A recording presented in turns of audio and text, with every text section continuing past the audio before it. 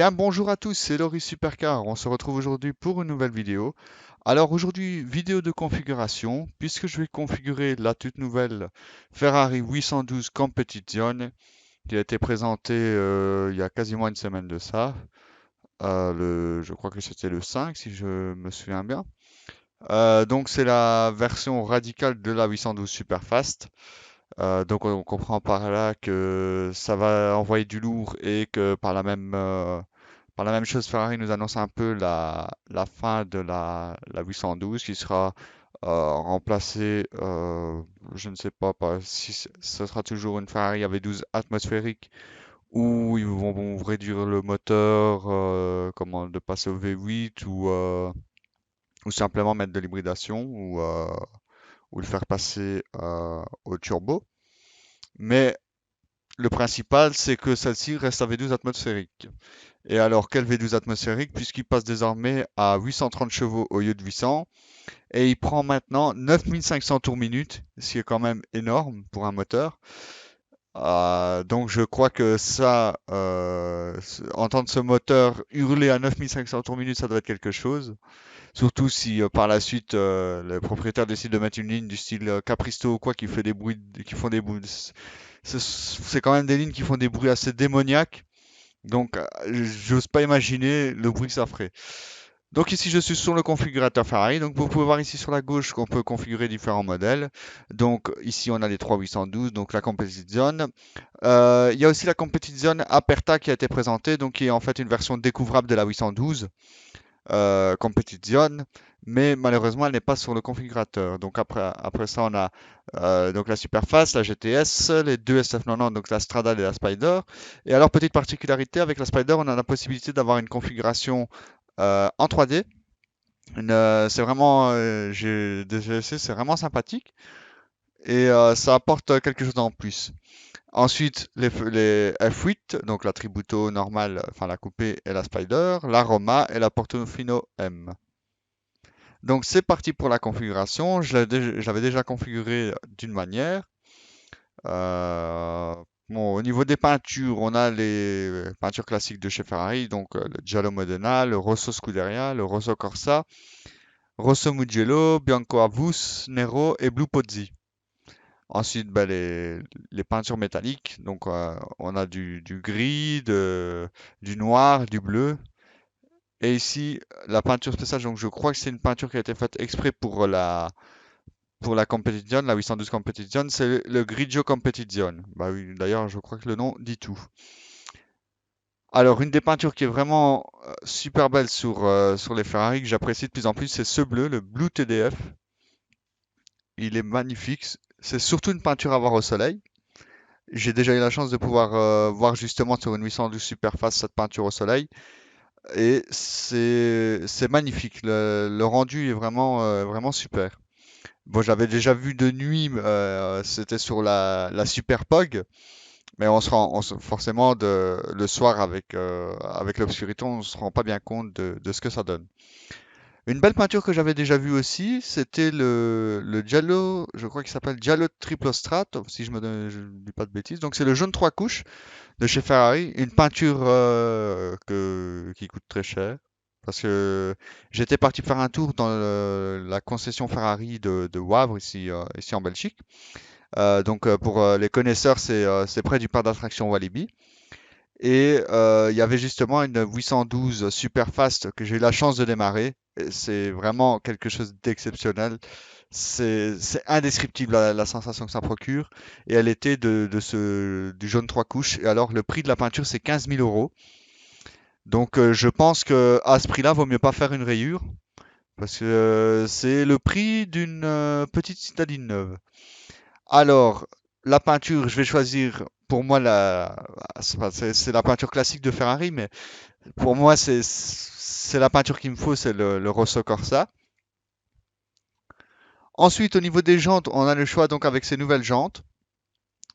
Si elles sont faites exprès pour la version Competition. Il y a également les jantes en carbone, vraiment magnifiques, mais qui doivent coûter aussi une fortune. J'ose pas imaginer si on prend la bordure. Et ces jantes-ci, il me semble que c'était des jantes déjà disponibles sur les 812 Superfast. Mais j'ai un doute quand même. Enfin, des très belles jantes encore une fois. Et je ne sais pas ouais, donc ça c'est les Diamond.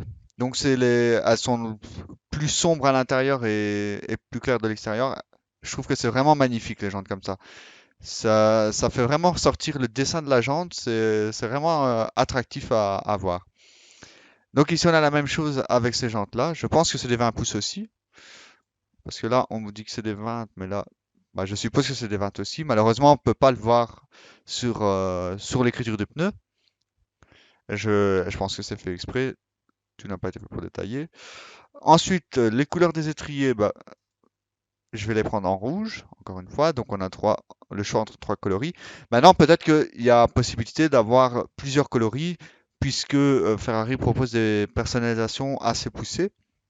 Donc il y a forte chance, je crois, que qu'on puisse avoir des étriers d'autres couleurs, par exemple en bleu ou comme en orange, mais bon, enfin voilà. Après, on va pas partir dans des couleurs qui ne vont pas très bien avec la voiture. Enfin, peut-être que c'est au goût de certains. En tout cas, pas pour moi. Ici, je ne sais pas si c'est une option ou ce sont des pneus spécifiques, mais on peut voir les écritures jaunes, un peu comme sur les pneus médiums des Formule 1, ou simplement les pneus slick des voitures d'endurance du GT World Challenge.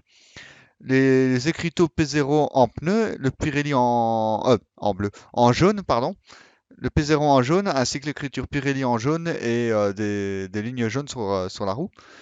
On va dire que c'est plus style, mais je trouve que ça rend bien et ça donne un aspect plus course à la voiture. Alors, petite particularité sur la Competition qui m'avait frappé dès que je l'ai vu, ce sont les nouvelles sorties d'échappement. Je m'attendais à comme la Superfast ou même la 599 GTO l'avait, la F12 TDF l'avait. C'était les quatre sorties rondes et au final, Ferrari sort des nouvelles sorties rectangulaires.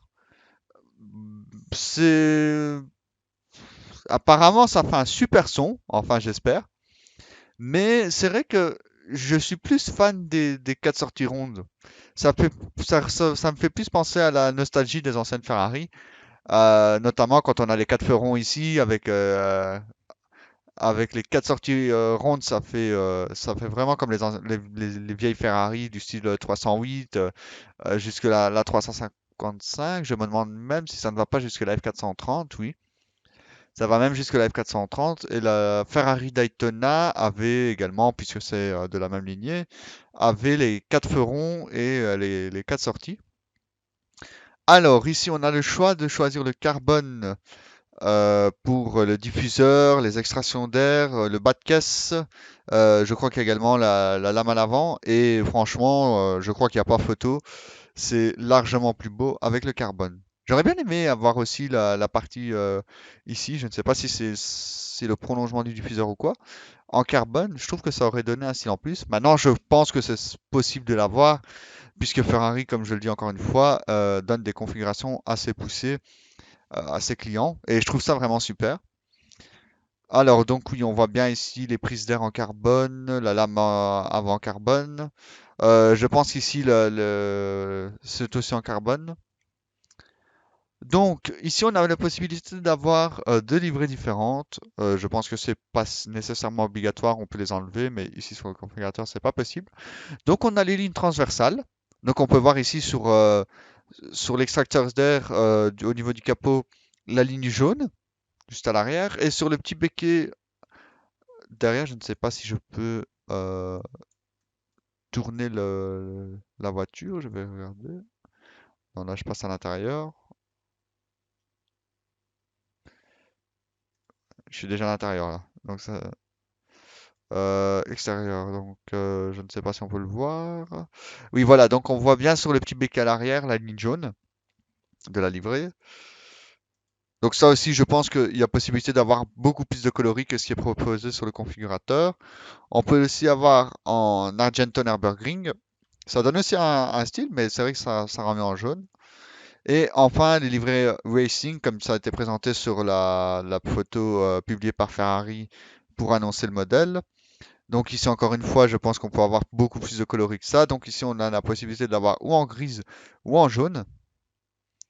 En jaune, comme ça rend bien. Ça me fait penser à la configuration, je ne sais pas si certains d'entre vous connaissent, la Ferrari F12 TDF écurie Francorchamps, qui est un modèle tailor-made de Ferrari pour un client ici, qui est ici en Belgique. J'ai déjà eu la chance de l'avoir, elle est vraiment magnifique. Et ici, ben, à part le fait qu'il n'y ait pas les numéros, on dirait vraiment la même. D'ailleurs, je suis curieux si le propriétaire va acheter. Je pense que d'ailleurs oui, parce que je suis son Instagram et je pense qu'il a commandé une 812 Competition. Donc, je serais curieux de voir sa configuration. Donc, pour ici, je vais mettre en Argenton Nürburgring. Ça rend bien. Je trouve que ça rend bien. Par contre, j'ai l'impression qu'avec les écritures de pneus, ça rend un petit peu moins. Bah, je vais laisser comme ça. Ensuite, pour l'intérieur, ben, rien ne change, si ce n'est que ici, à la place des trois boutons classiques Ferrari, on a maintenant la grille comme sur la SF90 et sur la Roma, qui rappelle un peu les anciennes Ferrari à boîte méca. Je trouve ça vraiment super beau. Après, je ne sais pas si à l'utilisation c'est agréable et on s'habitue facilement, mais franchement, niveau design, je trouve que c'est un bel hommage. Ensuite, ici, pour les sièges, je pense que ça, c'est un nouveau type de siège, les sièges à carreaux. Ce sont pas mes préférés, mais enfin, ils sont beaux quand même. Moi, voilà. J'aime bien soit ceux-là ou les Daytona. Je vais mettre le standard. Alors, on peut voir notamment que c'est d'Alcantara. Je ne sais pas si je peux changer. Ah non, j'aurais préféré l'inverse. Soit j'aurais préféré, donc je vais les laisser noirs. Alcantara Nero. J'aime bien ici quand la ligne, ou alors imaginez, par exemple, vous prenez une config TaylorMade et vous faites ici le drapeau de l'Italie. Ça doit être vraiment beau comme ça. Et si vous mettez le Cavallino par exemple en rouge ou d'une autre couleur, plus les ceintures, parce encore une fois, il y a énormément de possibilités de personnalisation. Alors, pour l'intérieur, on a le droit de mettre le full carbone. Ah oui, donc on voit sur les bouches d'aération le carbone tout autour, ça donne vraiment mieux, ressort plus, ça donne plus d'effet course. Le contour, je vais le mettre en rouge. Par contre, c'est pas le bon parce que normalement la zone rouge commence ici à peu près. Alors, ici, justement, on a des détails, des coutures intérieures. Ah oui, donc on peut voir ici, au niveau du tableau de bord, enfin du compteur, la ligne rouge ici, et autour des bouches d'aération. Je ne sais pas s'il y a autre part dans la voiture. Je ne pense pas. Non, à mon avis, non. Ici, au niveau des tapis, on a soit des tapis standards comme ça, ou alors les tapis avec l'inscription 812 Competition. C'est un peu dommage qu'on n'a pas comme sur les 488 Pista où on peut voir le plancher en alu directement. Je trouve que ça donnerait plus un aspect piste à la voiture. Mais bon, je trouve que les tapis là, ils sont très beaux. Alors, il y a également un port-gobelet si jamais, hein. Enfin, moi, je n'aurais pas trop d'utilité. Et je pense que c'est terminé. Voilà. Donc, je vais faire une vue 360 degrés sur la voiture. Elle est terrible. Comme ça, avec les fils de LED en carbone derrière. Par contre, on voit rien, donc je me demande si la caméra ici, en fait, ne fait pas d'effet. Que ici à l'intérieur, le rétroviseur central serait un écran, en fait. Wow. N'empêche, je suis impatient de voir ce que ça donne sur route et surtout sur circuit, vu qu'elle est faite pour ça. Je me demande d'ailleurs si c'est moins efficace ou plus efficace qu'une 488 Pista, parce que là, on a quand même, enfin, je pense que ça doit être un peu moins agile, puisqu'on a quand même moteur avant, propulsion. Plus, enfin, non, je pense que le poids de la voiture est bien réparti sur l'avant et l'arrière, donc ça, on va pas dire que l'avant est plus lourd que l'arrière,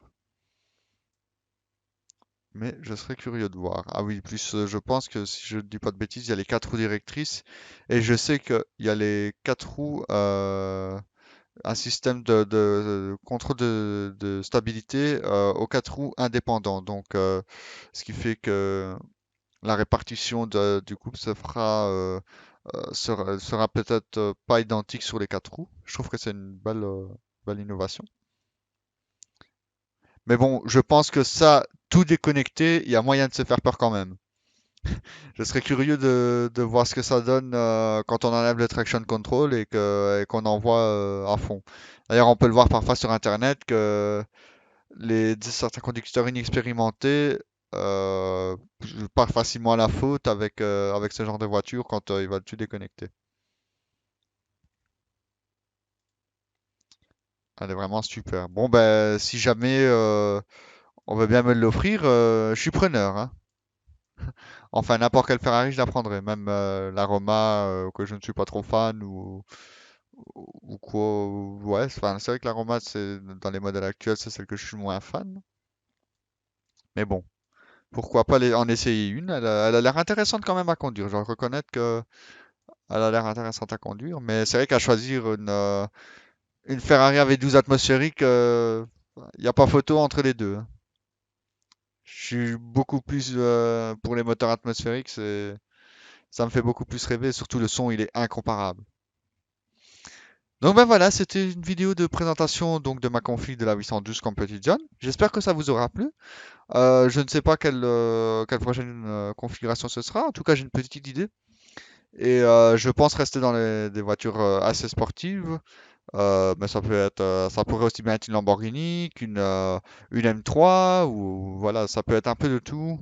Donc, je verrai bien quelle sera la prochaine voiture. Et ben voilà. Donc sur ce, je vous dis à la prochaine. Salut!